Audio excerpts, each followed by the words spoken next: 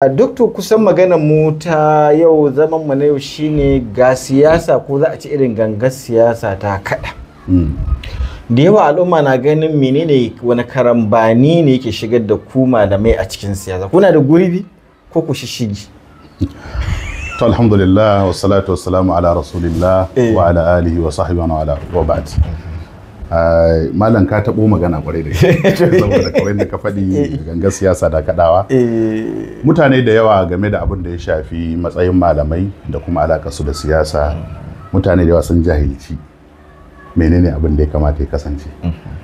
Wasu jahilcin ne zunzurutu saboda an ɗaura su akan hanya mara kyau, wasu kuma ba jahilci ba ne, su kasuwa suke da wannan. Saboda suna da nasu manufofi da masu gidaje da suke kokarin daura su akan wannan layi dan a nesanta malamai daga harkar siyasa. Wanda yau siyasan nan ko kaji ko kaso ita ce shugabanci. Idan ko malamai suka yi nisa da shugabanci to za a bar yan tamore, za a bar yan duniya su zo su shiga su mulki mutane su yi abin da suke so. Kuma yau ka duba yadda malaman ma suna cikin siyasar ko suna ba da gudunmawa, ka duba irin masifin da muke fama da su. Yau 'yan siyasa an sun tashi zartar da wani hukunci ko wata doka da ta shafi al'umma, ba ruwansu da duba menene nazari, me mahanga na shari'a a cikin wannan dokar, wani irin abu ake bukata a shar'ance ya shigo wanda zai taimaka wa rayuwar al'umma.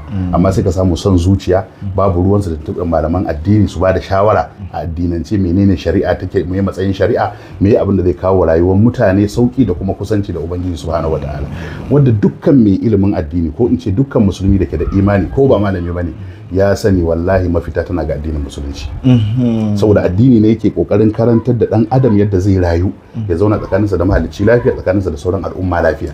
Duk wannan laifukan da ta'addanci da crimes da sauran duk wannan masifin da yau muke ciki, wallahi rashin aiki da shari'ar Allah ne. To yau tunda Allah ya kawo mu wani hali na larura, baka da yadda zaka kai shari'ar, tana hannun me siyasa. Da siyasa ake zuwa ga shugabanci. To yanzu kenan mu musulmi ya kamata mu zama dolaye ne, mu koma gefe mu ce masu addinin mu ba su da wani gudunmawa, ba su da rawar da za su iya takawa wurin ba wa shugabannin shawara, wurin su shiga zama suna da dauri. Shugabannin nan kala biyu ne. Akwai waɗanda alhamdulillah suna da tarbiyya ta addini, suna da ruhin addini, duk abin da suke suna kokari su saka addini. Akwai wanda su kuma ba su san addinin ba gaba ɗaya. Saboda haka duk abin da ya zo za su iya yi, ba su da wani abu na khalfiya da za su koma su raja abin su ƙara nashi ko su kwatanta shi da addini. To yanzu rashin malamai a kusa da su ko rashin shawarar malamai, ina kake ga za a je? To kaga akwai matsala. To don haka son zuciya ya sa wasu suna amfani da wannan dama, sai a ce wai mai hada malami da siyasa in ba san duniya ba.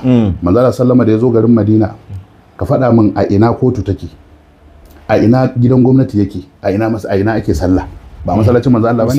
Saboda haka ba ka raba addini da siyasa, ba ka raba addini. In baka ce ka raba siyasa da addini, ka ce yanzu dokokin Allah su koma gidajen mutane ɗaiɗaiku, a yi su kadai a gida, a yi su a masallaci. Don haka hukuncin shari'a kar ya aiki akan zamantakewar mutane, anguwanni da garuruwa, kar a soma aiki da addini. Wannan kuma shi ma wani nau'i ne taimakawa kafirci. Na taimakawa kafirci ne. Saboda idan addini bai zo kusa da shugabanci ba, ta yaya za a yi manufofi na addini su samu shiga cikin gwamnati da kuma rayuwar mutane? Ba zai yiwu ba. Saboda haka wannan wasu wani makirci ne da yahudanci da wasu aka yaki kwakwalansu, ko sun sani ko ba sani ba. Abinda nake so mu ce in mun zo muna magana, yawanci sai ce malaman sun lalace. Mun yadda tabbas a wanda suke shiga da sunan siyasa da sunan malinta, suke shiga gurin 'yan siyasa ko suke mu'amala da su, akwai matsalolin da ya kamata a gyara. Saboda akwai yanzu wanda suka karfi da yaji suka ba kansu rigar malinta, suna fitowa social media, kuma in ana maganar siyasa ko maganar shugabanci ko wani taro na addini su ne a gaba, wanda su kuma in ka zo ka dauke su manufofinsu na biyan bukatar ransu ce a damuwarsu. To yanzu wayannan suke wakilta addini ko ana nufin addini? An ce malaman addini tsayayyun malamai. Duk malamin da mota za ta iya sawa ya canza ra'ayi, ta yi tawili manassi na aya ko hadisi don son zuciya, ya burge mai gidan shi dan siyasa, ko ya yi fatawar da ta yi daidai da ra'ayinsa ko da ba akan gaskiya yake ba. Mota za ta iya canza mar tunani, gida zai iya canza mar tunani, wani matsayi na gwamnati ko wani kuɗi da za a bashi ko wata kwangila ko a kai shi umara, saboda arena da wayan malamai. Akwai wanda umara kawai zai baka. Saboda haka wannan duk irin wannan malaman da za su iya canza nassi su juya shi ga son zuciyar 'yan siyasa, wannan ba su muke magana ba. Za kar ma mutum ya yi tunanin wai malamai muke magana, irin waɗanda suka mai da kansu malamai ƙarfi da yaji suke wakiltar al'umma ba ta da yaddata ba. Ba su da capacity na ilimi, ba su da alamar tsoron Allah, amma kuma haka suke magana da sunan musulunci, ba irin waɗanda muke magana. So da in ka zo kana maganan wani malamai ne ya kamata su zama sun kusanci siyasa, sun ba da gudunmawa saboda addini ya samu kariya kuma ya samu shiga rayuwar mutane ta yau da gobe, to malamai ne da suna da sharuɗa. Akwai abubuwa guda 5 da ya kamata ya zama sababi na shigan malamin siyasa. Akwai abubuwa guda 5 wanda ya kamata ya zama na larura ne, dole a guje su tukunna a samu ingantaccen malami da zai bada gudunmawa. Kuma malamin nan ba larura ne sai ya zama shugaba ba shi. Babban abin da muke bukata ya zama yana da tasiri a tafiyar gwamnati, ta yadda muryarsa tana da ƙarfi, tana da tasiri wurin canza al'amura, a kuma kawo abubuwan da suka dace da dokoki na shari'a cikin tafiyar da sha'anin mutane. In ka ɗauki misali hukumomi na hizba da gwamnati suke kafawa, wake ba da gudunmawar, me dalili? Ai kusantar malaman addini ga shugabanni su ba da shawara. Dama su malamai aikin su da'awa ne, yaɗa adalci a tsakanin mutane. To idan baka da shugabanci ya zaka yi? Kana zaune sai dai ayi wa addini cin karan abin yadda ake so, baka da wani yadda zaka kare shi.